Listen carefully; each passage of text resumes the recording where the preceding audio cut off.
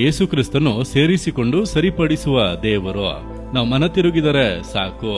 ನನ್ನ ಜೀವಿತದಲ್ಲಿ ಪಾಪದ ಕರೆಗಳು, ಈ ತಪ್ಪು, ಅವಿಧೇಯತೆ, ಇದರಿಂದ ನನ್ನ ಜೀವಿತ ಈ ರೀತಿಯಾಗಿ ಆಯಿತು, ಇನ್ನು ಅಷ್ಟೇ ಎಂಬುದಾಗಿ ಅಂದುಕೊಳ್ಳುತ್ತೀರಾ? ಇಲ್ಲ. ಯೇಸು ನಿಮ್ಮನ್ನು ಸೇರಿಸಿಕೊಂಡು ಸರಿಪಡಿಸಿ ಆಶೀರ್ವದಿಸುವಂತ ದೇವರು. ನೀವು ಮಾಡಬೇಕಾದ ಒಂದೇ ಒಂದು ಕಾರ್ಯ, ಮನ ತಿರುಗಬೇಕು. ಅಯ್ಯೋ, ನಾನು ಪಾಪ ಮಾಡಿಬಿಟ್ಟೆ, ನನ್ನನ್ನು ಕ್ಷಮಿಸಿರಿ ದೇವರೇ ಎಂಬುದಾಗಿ ಪಾಪಗಳನ್ನು ಬಿಟ್ಟು ನೀವು ಮನ ತಿರುಗಿದರೆ ಯೇಸು ಕ್ರಿಸ್ತನು ನಿಮ್ಮನ್ನು ಸೇರಿಸಿಕೊಂಡು ಸರಿಪಡಿಸುವಂತ ದೇವರು. ಅನೇಕರ ಜೀವಿತದಲ್ಲಿ, ನನ್ನ ಜೀವಿತವನ್ನು ಕೂಡ ಸರಿಪಡಿಸಿದರು. ನಾನು ಮನ ತಿರುಗುವಾಗ, ನಾನು ಮನ ತಿರುಗಿದಾಗ ಸೇರಿಸಿಕೊಂಡು ಸರಿಪಡಿಸಿ ನನ್ನನ್ನು ಈ ರೀತಿ ನಿಲ್ಲಿಸಿದ್ದಾರೆ.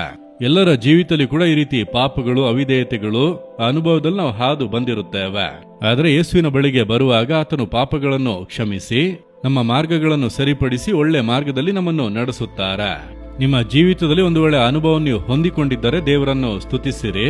ಆ ಅನುಭವ ಇಲ್ಲದೆ ನಿಮ್ಮೊಳಗೆ ಪಾಪದ ಕುರಿತಾಗಿ ಭಾರದಿಂದ ಚಿಂತೆಯಿಂದ ಇದ್ದರೆ ಯೇಸು ಕ್ರಿಸ್ತನು ನಿಮ್ಮನ್ನು ಸೇರಿಸಿಕೊಂಡು ಸರಿಪಡಿಸಿ ಆಶೀರ್ವದಿಸಲು ಬಯಸುತ್ತಾನೆ. ನಿಮ್ಮನ್ನು ಆತನ ಕರೆಗಳಲ್ಲಿ ಒಪ್ಪಿಸಿಕೊಟ್ಟರೆ ಸಾಕು.